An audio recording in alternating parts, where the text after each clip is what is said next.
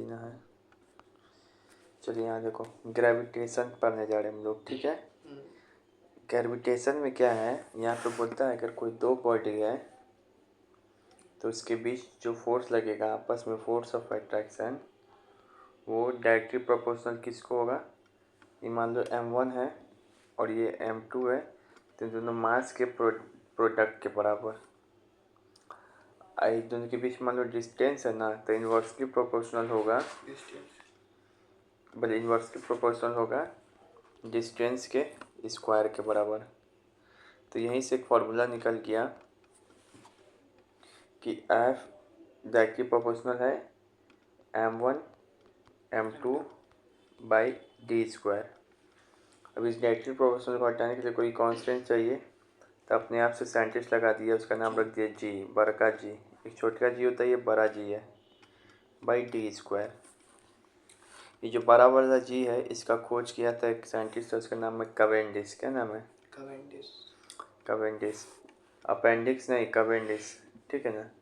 इस बड़ा वाले जी का ना वैल्यू क्या है, 6.67 इंटू 10⁻⁻11 न्यूटन मीटर स्क्वायर। हाँ ठीक है, पर केजी स्क्वायर, ठीक है। सब्जी डाले हैं मतलब।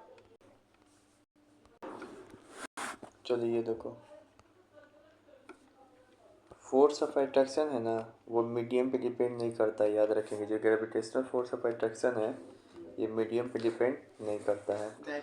जैसे कि पानी के अंदर दो फेविकॉल, पानी के अंदर है ना, दो वो लकड़ी को रख दो, उस दोनों के बीच भी फोर्स ऑफ अट्रैक्शन उतना ही लग रहा होगा, और हवा में भी उतना ही लग रहा होगा। अब यहाँ पे देखो, यह जो है ना एक्शन रिएक्शन युग्म बनाता है, मतलब एक्शन रिएक्शन पेयर में होता है। जो फोर्स ऑफ अट्रैक्शन है ना, एक्शन रिएक्शन पेयर में होता है। ये स्टेटमेंट याद रखना, ठीक है ना। ये जो लॉ कौन दिया था, ये यूनिवर्सल लॉ ऑफ ग्रेविटेशन, तो न्यूटन के द्वारा दिया गया था। वैल्यू ऑफ, लेकिन जी बोले तो कैवेंडिश, न्यूटन ने मार के ना। क्या वैल्यू ऑफ जी कौन दिया? कैवेंडिश। अच्छा, अगर हम एमसीक्यू बोले कि एफ डिपेंड करता है किस पे, सम ऑफ द मासेस पे कि product of the masses? Product of the masses, sum of masses पे थोड़ी। देखो फार्मूला पे, सम ऑफ द मासेस है कि प्रोडक्ट ऑफ द मासेस है? Product of the masses. तो यही हो गया, ठीक है, मल्टीप्लाइड है। समझ गया। अब एक बड़ा जी समझ गया, अब एक छोटा जी होता है। ये छोटा जी को क्या बोलते हैं? देवर जी। छोटा जी को क्या बोलते हैं? Acceleration due to gravity. क्या बोलते हैं? Acceleration due to gravity. तो value of g, acceleration due to gravity, इसका वैल्यू होता है जी बराबर जी इंटू ME/RE। इसका वैल्यू होता है, छोटा जी का वैल्यू जी बराबर ग्रेविटेशनल कांस्टेंट इंटू ME मतलब mass of earth by RE मतलब रेडियस ऑफ अर्थ। इसको क्या बोलते हैं? छोटा जी, यानी कि acceleration due to gravity. Acceleration due to gravity. तो ग्रेविटी लगाता है, तो जैसे कोई ऊपर से खींच रहा होगा ऑब्जेक्ट है ना, हम ऊपर कूद गए है ना, तो हमको शॉक। ये जो जी का मान है ना, अर्थ के सरफेस पे 9.8 रहता है, 9.8 मीटर पर सेकेंड स्क्वायर, ठीक है। जी का जो मान है किस पे डिपेंड करता है? केवल मास ऑफ अर्थ पे या फिर रेडियस ऑफ अर्थ पे? अर्थ के सरफेस पे इसका मान क्या है? फिक्स है। बड़ा वाला जी का तो दुनिया में हर एक जगह फिक्स है, लेकिन ये वाला जी का मान बदलते रहता है। लेकिन अर्थ के सरफेस पे इसका मान क्या है? दुनिया में उसका सेम है, यूनिवर्स में से। तो वो दुनिया यूनिवर्स एक ना होता है, दुनिया यूनिवर्स एक ब्रह्मांड। ज़्यादा प्यार में खो रहा है, यहाँ ध्यान दो।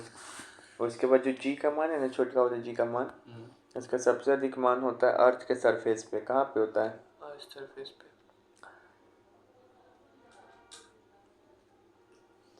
अर्थ के सरफेस से भी सबसे अधिक मान होता है इसका पोल पे। मान लो कि पूरा देखो ये अर्थ है ना, अर्थ का शेप ऐसा है, तो इसका मान पोल पे अर्थ के सरफेस से भी अधिक होगा। सरफेस पे 9.8, अर्थ पोल पे जाएगा तो क्या हो जाएगा? उससे भी ज़्यादा वैल्यू मान हो जाएगा। इक्वेटर पे जी का मान क्या हो जाता है? कम। इक्वेटर में तो समझ में आया, ये पोल में तो समझ में आया ऊपर ये। तो जी का मान पूछेगा इक्वेटर पे ज़्यादा होता है कि पोल पे? पोल पे। पोल पे क्यों होता है? पोल पे इक्वेटर पे कम क्यों होता है? तभी फॉर्मूला क्या बताए? जी बराबर एम, बड़ा जी बराबर m mass of earth by r e square. अब यहाँ पे देखो, ये वाला डिस्टेंस ज़्यादा बड़ा है कि ये वाला? ये वाला। तो ये वाला इक्वेटर वाला है, तो जब नीचे में ये वाला डिस्टेंस बड़ा हो जाएगा तो ओवरऑल ये वैल्यू क्या हो जाएगा? छोटा। नीचे बड़ा हो गया तो ऊपर छोटा हो गया ना ओवरऑल। और ये वाला वैल्यू क्या है? पोल। इसका वैल्यू अगर क्या है? छोटा है, तो ओवरऑल नीचे जब छोटा हो कोई नंबर तो ओवरऑल क्या हो जाता है? बड़ा। तो हम समझा भी दिए और रट भी लो कि जी का मान पोल पे ज़्यादा होता है, इक्वेटर पे कम। अच्छा, तो जैसे मानिए कुछ। अब यहाँ पे जो वैल्यू ऑफ जी है मैक्सिमम कहाँ पे होता है? पोल पे या फिर सरफेस पे? मिनिमम कहाँ होता है? इक्वेटर पे। याद रहेगा सरफेस पे इसका वैल्यू कितना होता है? 9.8 मीटर पर सेकेंड स्क्वायर। यही मैक्सिमम वैल्यू है, इससे ऊपर वैल्यू नहीं जाता है, ठीक है? बाकी कम हो सकता है। और जी का वैल्यू है ना, अर्थ के तुम कहीं पे ऊपर चल जाओ, नीचे चल जाओ, गहराई में भी जाओगे अर्थ के। क्या? कौन सा बड़ा जी? छोटा जी पर हो तो छोटा ही जी का बात हो रहा है। बड़ा जी फिक्स होता है हर एक जगह। तो नीचे जाओगे, अर्थ के नीचे जाओ या अर्थ के ऊपर जाओ, सरफेस से ऊपर जाओ, तो जी का मान हमेशा कम होते जाता है। क्या होते जाता है? कम। तो 4 सवाल। जी का मान मैक्सिमम कहाँ पे? पोल पे या सरफेस पे। अगर सरफेस ऑप्शन ने दिया तो पोल, पोल ऑप्शन ने दिया तो सरफेस। मिनिमम कहाँ होगा? इक्वेटर पे। फिर जी का मान जो है सरफेस पे कितना होता है? 9.8 मीटर पर सेकेंड स्क्वायर। जी का वैल्यू क्या होगा जब हम अर्थ के गहराई में जाएंगे, डेप्थ में, या अर्थ से ऊपर जाएंगे तो डिक्रीज होने लगेगा। अब ये जो फार्मूला ये कैसा है, ये 12th में पढ़ना है कैसे आया, बस तुम अभी ये जान लो, ये निकालने का होता है फार्मूला यहाँ से कि ये एक्सीलरेशन ड्यू टू ग्रेविटी किसी हाइट पे निकालना है तो इसका फार्मूला ये होता है। एक्सीलरेशन ड्यू टू ग्रेविटी किसी डेप्थ पे निकालना है तो इसका फार्मूला ये होता है। मान लो हमको ये सरफेस है अर्थ के, अगर किसी हाइट पे हमको अर्थ के सरफेस के हाइट पे जी का मान निकालना है तो ये फार्मूला यूज़ करेंगे। G dash equal to g minus g dash equal to g 1 minus 2h/r। मतलब ये नया जी है और ये पुराना वाला जी। और ये अगर किसी गहराई में निकालना है तो जी डैश बराबर जी 1 माइनस d/r। एच क्या है? हाइट। डी क्या है? डेप्थ। अभी क्वेश्चन बनाएंगे तब पता चलेगा। आर क्या है? रेडियस ऑफ अर्थ। और जी वही छोटा जी है। तो जी के अलावा और कोई नहीं ले सकता, तो जो हमेशा जी ही ले रहा है। जी ही लेगा। कंफ्यूजन होगा। अब यहाँ देखो, छोटा जी बड़ा जी। यहाँ पे वेरिएशन इन जी, तब ये तीनों वेरिएशन समझा दिए हैं। एल्टीट्यूड, एल्टीट्यूड का मतलब क्या होता है? हाइट पे। क्या होता है? हाइट पे। जैसे जैसे तुम अर्थ से दूर ये तीनों क्या है? कॉपी में क्या लिखेगा? अभी कॉपी में कौन कौन सा पॉइंट लिखेगा? एक तो ये लिखेगा, ये सब पूरा, ये भी पूरा लिखेगा और ये भी पूरा लिखेगा। अब इसका इंग्लिश में बात ये लिखा हुआ है, वेरिएशन ऑफ जी समझा दिए। अब इसको इंग्लिश में से लिख सकते हो। एल्टीट्यूड पे क्या होगा? तो जी डिक्रीज होगा। बताए ना, जैसे ऊपर जाओगे नीचे जाओगे जी क्या होगा? डिक्रीज। क्योंकि अर्थ का रेडियस इंक्रीज हो जाता है। जैसे ऊपर जाएंगे अर्थ से तो जी का वैल्यू क्यों डिक्रीज हो रहा है? क्योंकि अर्थ का रेडियस क्या होने लगता है? इंक्रीज होने लगता है। जी का फॉर्मूला क्या होता है? जी बड़का G by M e by R square, radius of earth. अभी जैसे दूर जाएंगे तो क्या होगा? अर्थ का रेडियस क्या होने लगेगा? बढ़ जाएगा कि नहीं बढ़ जाएगा? तो इसी कारण ओवरऑल वैल्यू क्या हो जाएगा? घट जाएगा। और नीचे जाएंगे तो क्या हो रहा है? तो ये रीज़न पूछेगा कि एल्टीट्यूड पे जाने पे जी का मान क्यों घटता है? तो अर्थ का रेडियस इंक्रीज होता है। और यही डेप्थ में जाएंगे, यही अर्थ क्या होगा? डेप्थ में जाएंगे तो जी का वैल्यू क्या होगा?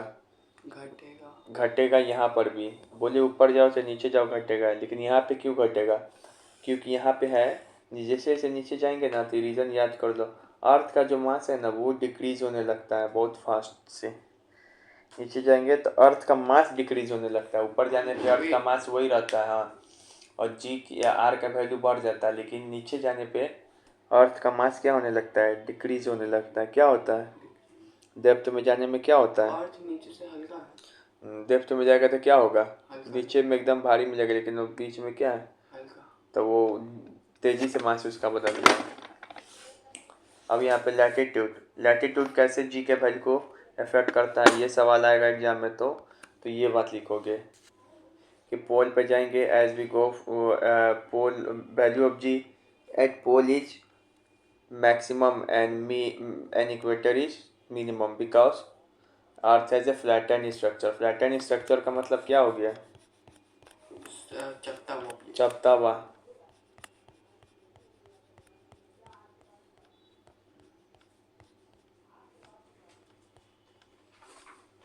फ्लैटेंड स्ट्रक्चर का मतलब क्या हो गया? चपटा हुआ। तो यही रीज़न है।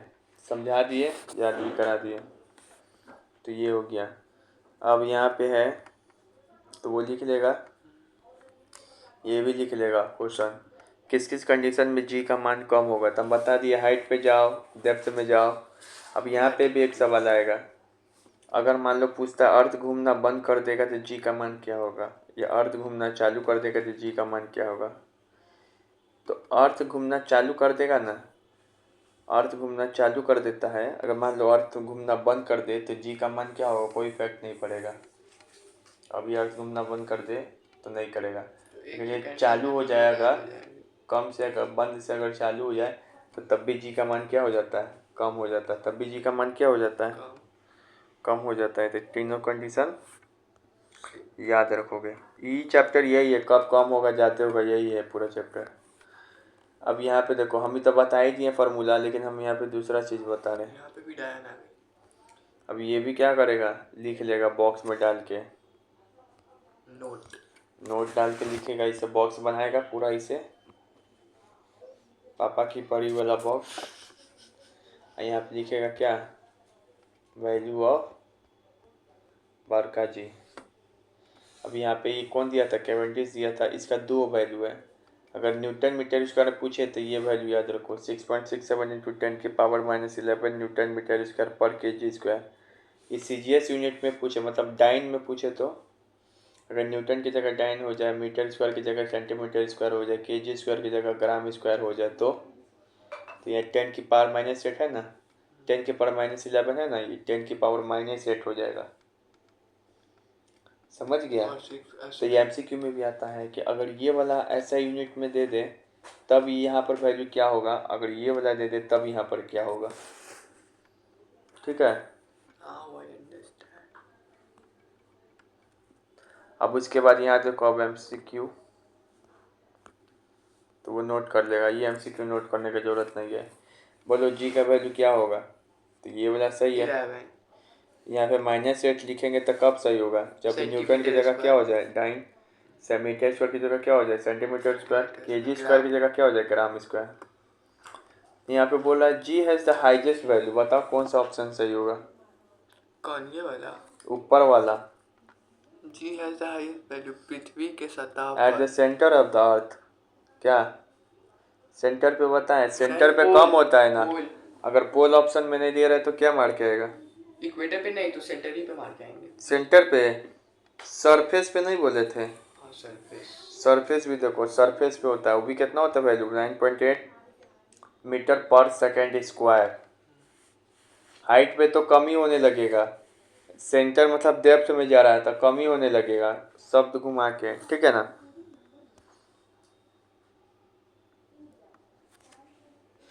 कौन है? चंपा।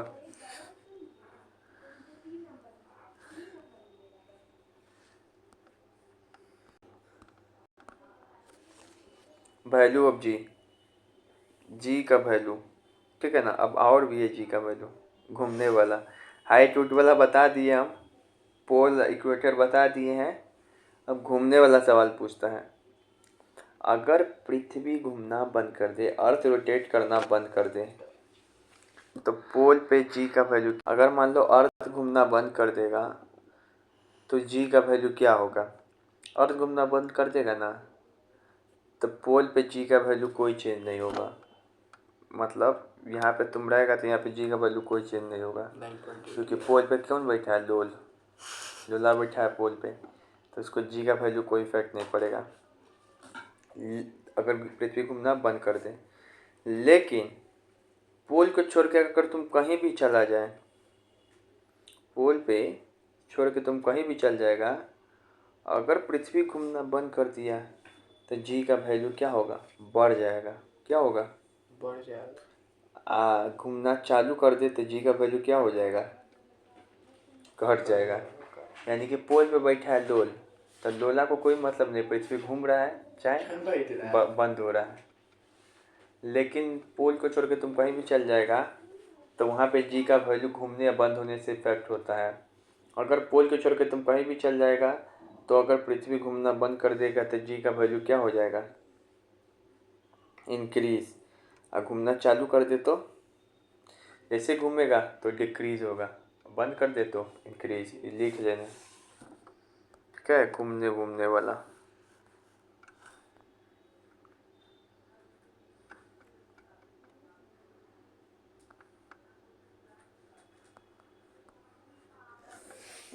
अब यहाँ पे देखो, ये सवाल पूछा हुआ है, चलो ये देखो, यदि पृथ्वी की घूमने की गति बढ़ा दी जाए तो भूमध्य रेखा पे रखा पिंड का वजन क्या होगा। हम इंग्लिश में ट्रांसलेट कर दे। मान लो कि बोल रहे यदि अर्थ घूमना शुरू कर दे, भूमध्य रेखा मतलब तेज कर दे, मतलब कि इक्वेटर, तो इक्वेटर पे क्या होगा, तब तो बताओ क्या होगा। कोई परिवर्तन नहीं होगा, ये लाइन किसके लिए सही होता है, जब ये लिखा रहता पोल पे, लेकिन यहाँ पे इफेक्ट होगा, यहाँ पे बढ़ा दिया है। तो अगर पृथ्वी घूमना चालू कर देता है तो वैल्यू क्या होता है जी का, चालू कर दिए तो घट जाएगा, तो यही आंसर होगा। क्या होगा, घट जाता है। समझ में आया, ये बहुत है, चलो ना तुम करो ना, वाजे भर का स्लाइड होती है। अब यहाँ पे देखो, और इतना दिन से आराम किया है तो पढ़ेगा नहीं। चल यहाँ देखो, ये जो फॉर्मूला है ना, ये 12 का है चैप्टर में, ठीक है, लेकिन तुमको पूछता है सवाल वैसा टाइप का है। 12 में इसी को ऊपर न्यूमेरिकल्स आ जाएगा। अभी तुमको स्टेटमेंट पूछता है, उसमें क्या दे देगा, मैथ टाइप का। कुछ स्टेटमेंट टाइप का भी पूछता है 12 में इसी से। अब यहाँ पे देखो,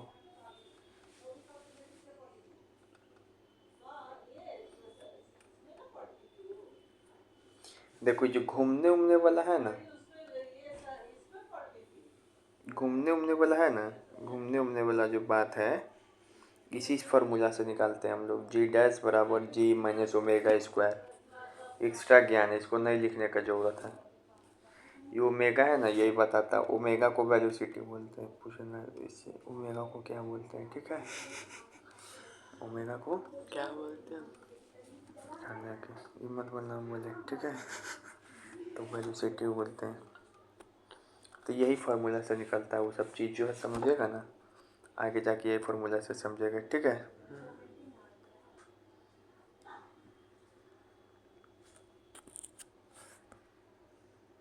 अब ये देखो, दो ऑब्जेक्ट है, फ्री फॉलिंग हो रहा है near the surface of the moon, moon के पास। अब यहाँ पे मान लो दो ऑब्जेक्ट, मान लो ये वो हो गया हथौड़ा, अरे वो है मोर का पंख। फ्री फॉलिंग हो रहा है, फ्री फॉलिंग हो रहा है, तो फ्री फॉलिंग कहाँ पर होता है, वैक्यूम में। सारा जगह से हवा निकाल दो, मान लो रूम में से, ऊपर से हथौड़ा गिरा और नीचे से मोर का पंख, तो बताओ कौन जल्दी गिरेगा, दोनों साथ में गिरेगा। दोनों साथ में गिरेगा। गैलीलियो का एक्सपेरिमेंट है, ठीक है। और तो इस दोनों के बारे में क्या है, डिफरेंट एक्सीलरेशन, दोनों का एक्सीलरेशन अलग होगा, नहीं सेम एक्सीलरेशन होगा। क्यों, क्योंकि दोनों एक स्पीड, एक तरीके से गिरेगा। ये वाला फॉर्मूला बताया था एक्सीलरेशन का, जी बराबर G M by R square. यहाँ तो मून दिया है, लेकिन मान लो ये एम अब क्या ले लेंगे, मास ऑफ अर्थ। यहाँ पे अर्थ लेते थे ना, लेकिन मून पे चेक कर रहे थे, मास ऑफ मून हो गया, यहाँ पे क्या हो जाएगा, रेडियस ऑफ मून। तो दोनों के लिए जी का वैल्यू तो ये ना होगा, एक्सीलरेशन का वैल्यू। जी का वैल्यू ऑब्जेक्ट पे डिपेंड नहीं करता है, मान लो कि तुम पृथ्वी पे गिराओ गेंदा या फिर तुम मून पे गिराओ, तो जी का वैल्यू किस पे डिपेंड करेगा? उस प्लैनेट पे डिपेंड करता है। किस पे करता है? उस प्लेनेट पे। ऑब्जेक्ट पे नहीं। इसी कारण कुछ गिराएगा तो सेम स्पीड से जी सेम रहेगा, तो सेम एक्सीलरेशन होगा नहीं। बहुत टफ क्वेश्चन है ये, ध्यान से समझो, ठीक है? क्वेश्चन के माध्यम से समझाया जा रहा है।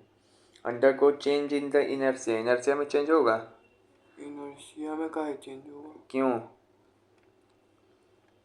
क्यों नहीं होगा?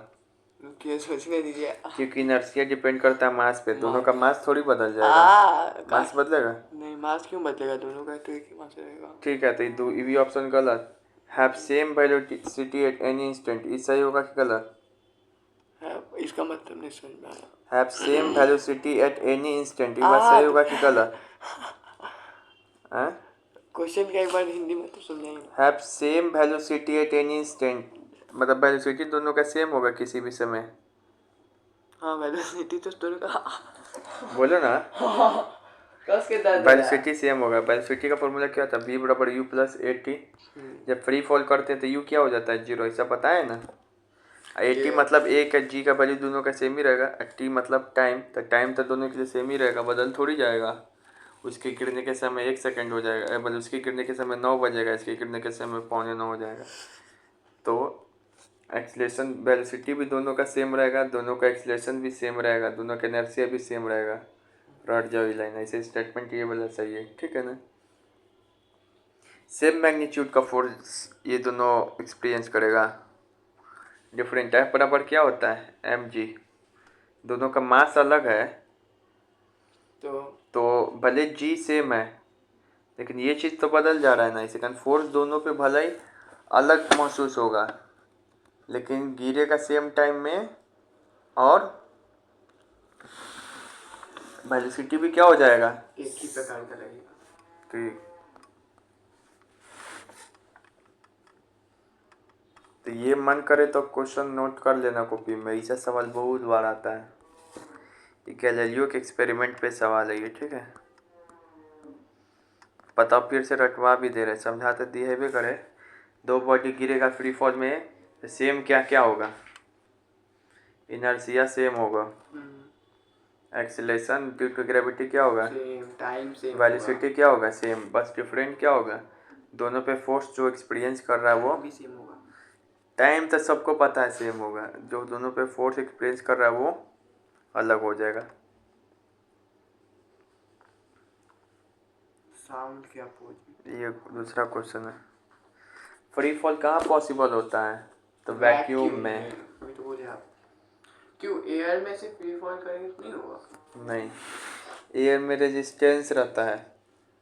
चलो ये वाला सवाल बना के सोचो तो। चलो यहाँ देखो,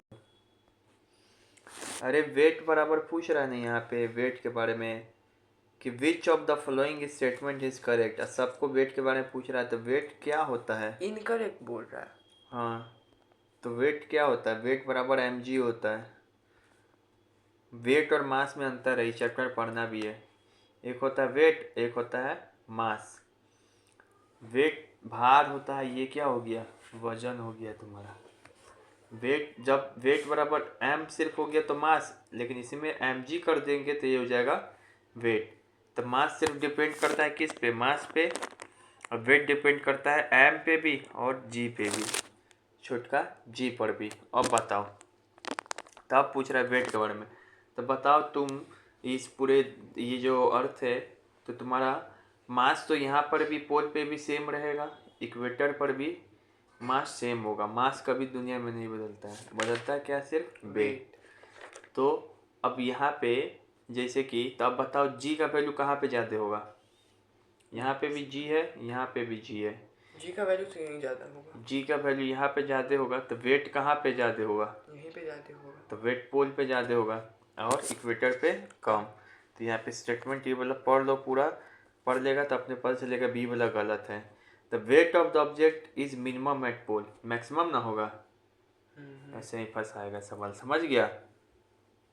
वेट बराबर mg होता है, मास हर एक जगह सेम होता है, बस g का फर्क पड़ेगा। अच्छा, तो मानिए कोई 80 किलो का व्यक्ति है, उसको लेगा एक पोल पे, है ना, हाँ, तो उसका वेट 100 किलो हो गया, और लेगा एक वेटर पे तो उसका वेट 50 किलो हो गया। हाँ, अंतर हो जाएगा। ठीक है, अब यहाँ पे बोल रहा है कि जो यूनिवर्सल लॉ ऑफ ग्रेविटी है ना, किससे किससे रिलेटेड है, क्या क्या बताता है। The force bind us to the earth, हमारा अर्थ जो है कैसे सन के चारों ओर चक्कर लगा रहा है, गिर क्यों नहीं जा रहा है, तो वो ग्रेविटेशनल फोर्स है वहाँ पे। सन का gravity. The moon movement around the earth, जो मून है अर्थ के अराउंड मूव अर्थ कर रहा का है। Gravity. The tides due to the moon and sun, ज्वार भाटा आता है कैसे सन के, ये क्या करता है, ये घिसता है चंद्रमा उसको, पानी को, तो वो उठता है लहर।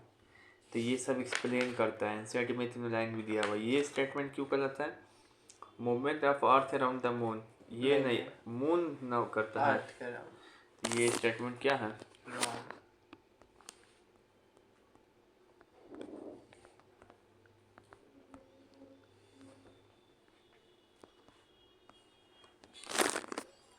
universal law of gravitation applies to, universal law of gravitation applies to क्या है, तो यूनिवर्सल ऑफ ग्रेविटेशन सभी चीज़ पे अप्लाई होता है, दुनिया के हर एक चीज़ पे, सदर्न प्लैनेट के हर एक चीज़ पे।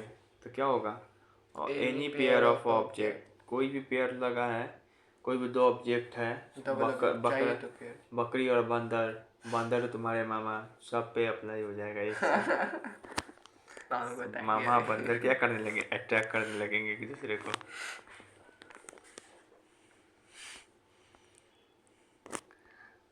तो यहाँ पे है, ऐसे बताना मामा को कि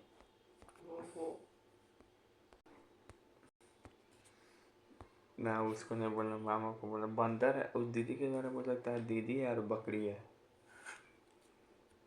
अब यहाँ पे बोलो, यहाँ पे बोल रहा है the depth at which the effective value of acceleration due to gravity is g/4, मतलब तुमको वह डेप्थ बताना है जिसमें तुम्हारा g का वैल्यू क्या हो जाए, g/4, छोटका g का वैल्यू क्या हो जाए, g/4। तो शुरुआत में फॉर्मूला बताए थे, एक डेप्थ पे, गहराई पे निकालने का फॉर्मूला क्या होता है g का, तो g बराबर g' g 1 माइनस d/r। अब नया g' क्या होगा, तो देखो g' बराबर g, तो वो 1 माइनस डेप्थ पूछ रहा है ना, d बाई, और यहाँ पर क्या हो जाएगा, r का r ही हो जाएगा। ठीक है, ये डेप्थ पूछना चाह रहा है। क्या इसमें नया क्या है, रुक जाइए, गलती हो गई यहाँ पे, एक सेकंड।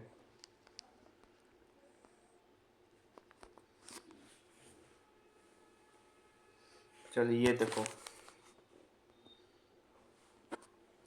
ये पूछ रहा है कि वह डेप्थ बताइए, मतलब d का वैल्यू पूछना चाह रहा है। देखो ये फॉर्मूला तुमको हम बताए ना डेप्थ पे निकालने का, ये धरती है, इसके अंदर कितना गहराई पे जाए ताकि जो g का वैल्यू है ना, वो ओरिजिनल वाला g, वो g का वैल्यू क्या हो जाए, g/4 हो जाए।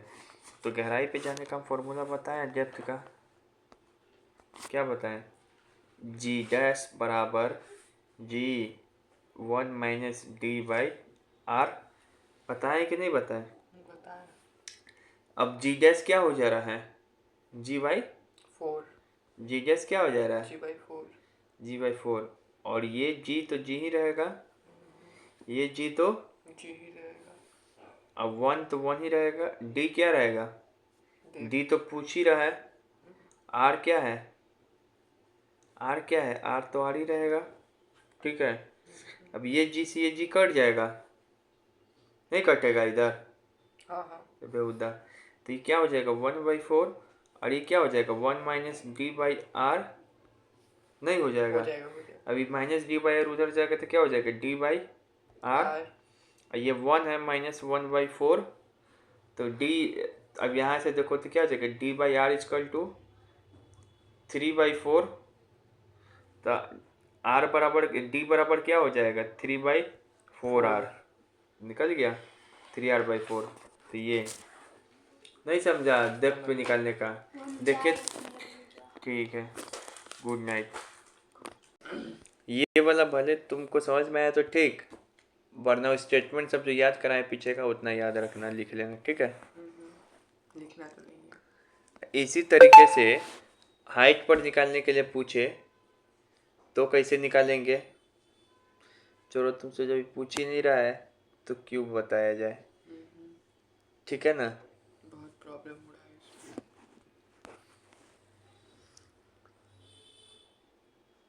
अब यहाँ पे पूछ रहा है, चलो ये वाला तुम्हारे लिए है, जो बोल रहे लिखने के लिए वो सब लिख लेना, इसे हम बताएं वीडियो देख के, ठीक है।